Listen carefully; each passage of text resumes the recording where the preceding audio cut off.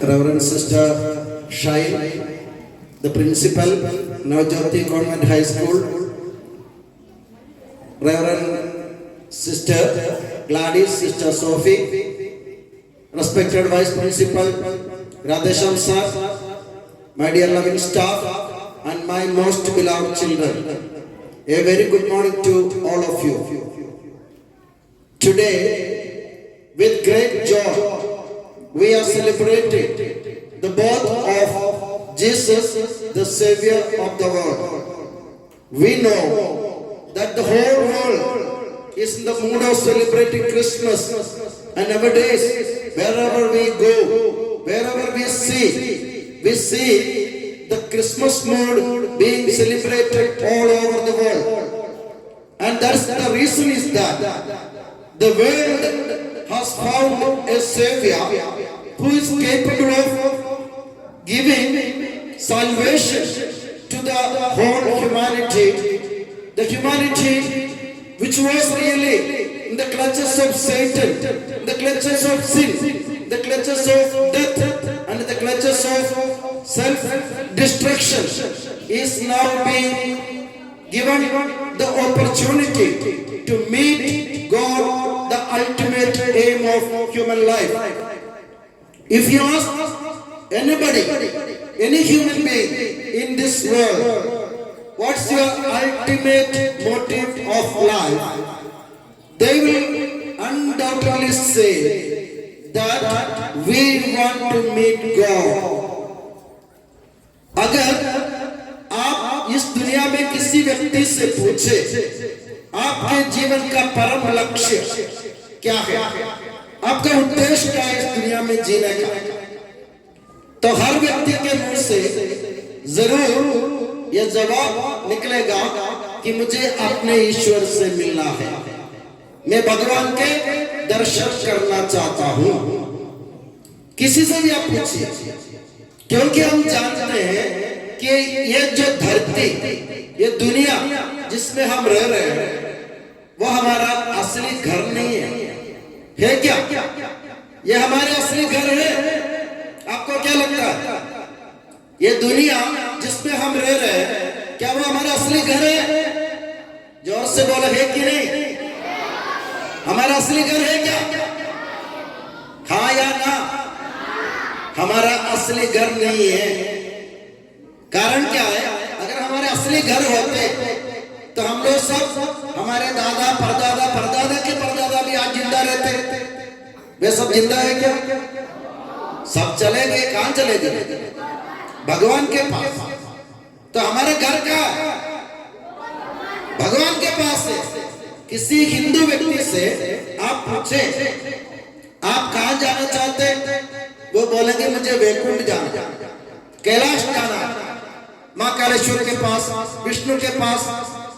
किसी मुस्लिम से आप पूछे आप कहां जाना चाहते, मुझे जन्नत जाना।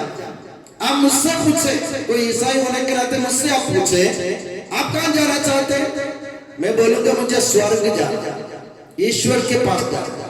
तो ईश्वर से मिलने की तमन्ना, इच्छा, अभिलाषा हमारे मन में, हमारे बचपन से, हमारे जन्म से हमारे मन में रही।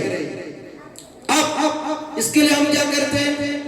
हम ईश्वर की तलाश में मंदिरों में, मस्जिदों में, गिरजाघरों में, तीर्थ स्थानों में चक्कर लगाते रहते हैं, भटकते फिरते है ना? हम कभी मौका मिलते हम जाना चाहते हैं उत्तराखंड, काशी, वाराणसी जाना चाहते, कोई अजमेर शरीफ जाना चाहते। मुझसे आप पूछो, मैं बोलूंगा मैं जेरूसलम जाना चाहता हूं, क्योंकि प्रभु यीशु मसीह का जन्म यरूशलेम में हुआ था। तो हर एक व्यक्ति अपने ईश्वर से मिलने के तलाश में, मगर ईश्वर मिलता है क्या? ईश्वर मिलता है आपको? नहीं मिलता, मिलता नहीं है। अब उदाहरण के लिए आप देखिए, हमारे उज्जैन में महाकालेश्वर का मंदिर है, सबसे पुराना, सबसे प्रसिद्ध, विश्व प्रसिद्ध मंदिर है अपना महाकालेश्वर मंदिर उज्जैन। उसमें क्या है? मंदिर गर्भ में शिवलिंग की प्रतिष्ठा, ठीक है? बहुत सारे लोग कतारों में, लंबी लाइन में खड़े रहते हैं घंटों तक महाकालेश्वर के दर्शन करने के लिए।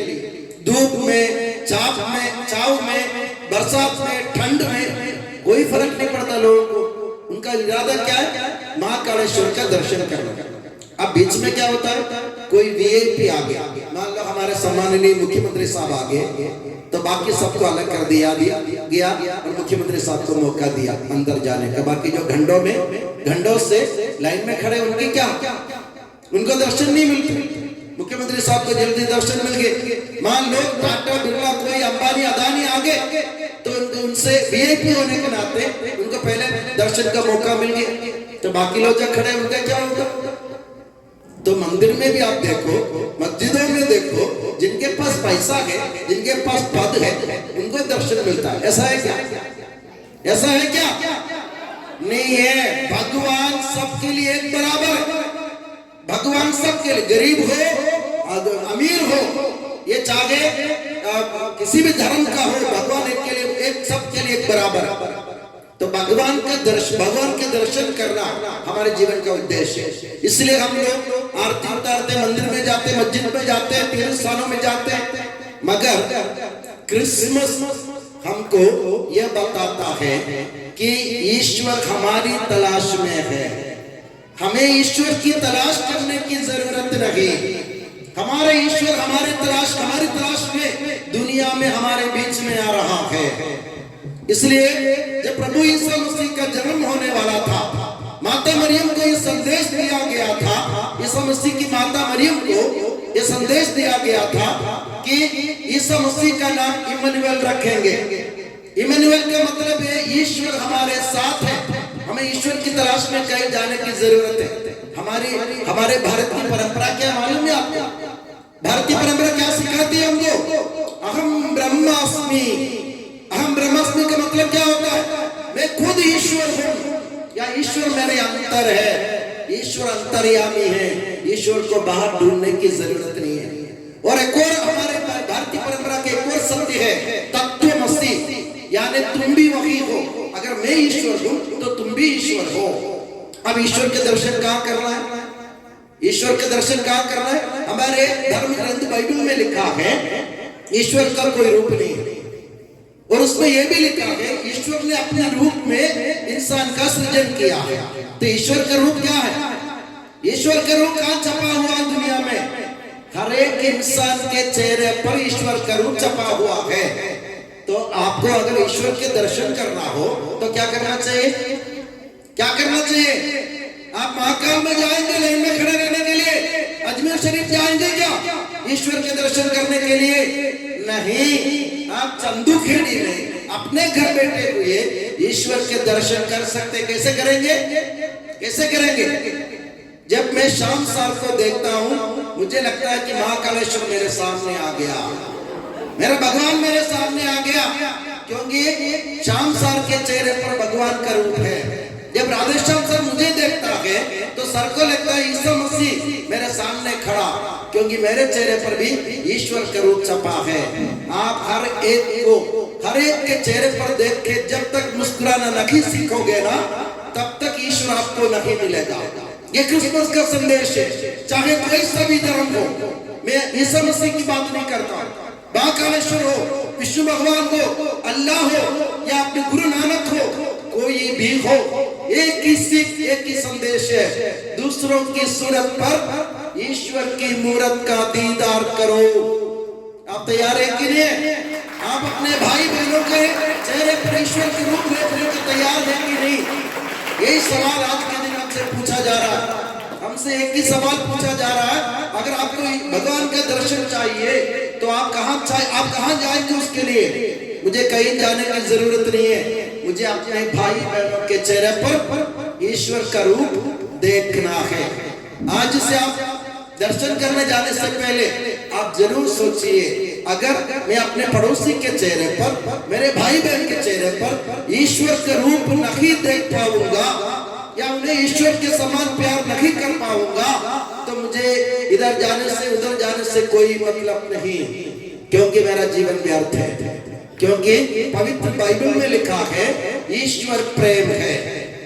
अगर आप एक दूसरे से प्रेम करेंगे, ईश्वर तुम्हें वहीं मिल जाएगा। तो अपने भाई बहनों से प्रेम करना सीखो। जैसे आज आपने एक जागरण सर ने सिखाया थे, महिमा आपने देखा, क्या क्या था पहले उसमें?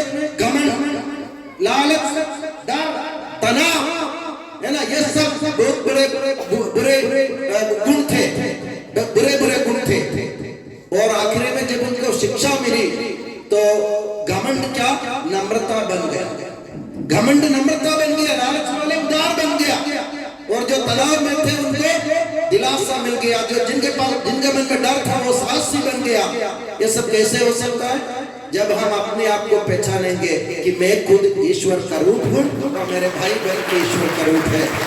तो मेरे प्यारे बंधुओं, मेरे प्यारे बच्चों, धर्म चाहे कोई सा भी हो, धर्म से कोई, हम धर्म के नाम से लड़ेंगे नहीं, भिड़ेंगे नहीं, क्योंकि कोई भी ईश्वर धर्म के नाम से लड़ने को नहीं सिखाता। महाकाल अपने हाथ में भाला लेकर खड़ा है ना, उनके हाथ में भाला है कि नहीं? महाकाल के हाथ में भाला है कि नहीं है? त्रिशूल जिसे अपन कहते हैं, त्रिशूल लेकर खड़ा, और महाकाल कहते हैं कि मैं त्रिशूल दूंगा, तुम जाके दूसरों को मार दो। कहता है क्या?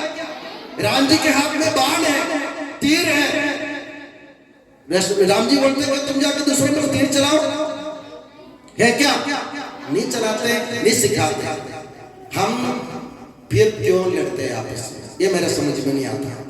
ये बात मेरे समझ में नहीं आती कि हम आपस में क्यों लड़े भिड़े, हम आपस में क्यों बटे, जब दोनों तीनों ईश्वर, चारों ईश्वर, दुनिया भर के ईश्वर साथ में बैठे हुए आपस में बात करते हुए कहते हैं हम लोग, ये इंसान मूर्ख है। हम कौन है? हम मूर्ख है। कारण क्या है? जो ईश्वर साथ में बैठकर अल्लाह और गुरु नानक और ये ईसा मसीह और महाकाल सब साथ में बैठे, वे आनंद ले रहे, आपस में बातें कर रहे, दुनिया के लिए सोच रहे हैं कि हम दुनिया को क्या कर सकते, दुनिया के लिए क्या कर सकते। पर हम लोग क्या करते? अल्लाह के नाम से, महाकालेश्वर के नाम से, राम जी के नाम से, ईसा मसीह के नाम से हम एक दूसरे पर अत्याचार करते, हमला करते। तो हम मूर्ख नहीं है क्या? जो ईश्वर हमको एक रखना चाहते हैं, बनाना चाहते हैं, उनके नाम पर बटे हुए। तो क्रिसमस हमें समझाता है हम आपस में बटे नहीं, हम एक रहे, हमारे खून का कलर एक है, रंग एक है, हमारा रूप एक है, तो हमारे ईश्वर भी एक है, फिर क्यों लड़े?